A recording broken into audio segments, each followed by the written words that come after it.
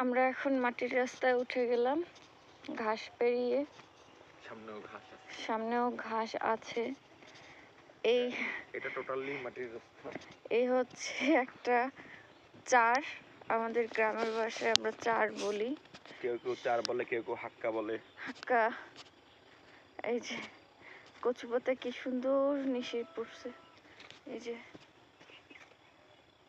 ওফ ওফ, সেই সেই সেই, মানে এত সুন্দর, দেখলেও প্রাণ জুড়ায় যায় সত্যি।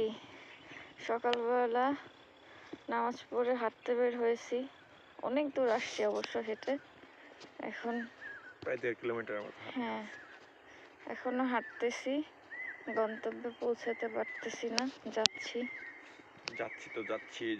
যাচ্ছি, গিয়েই চলেছি আমরা।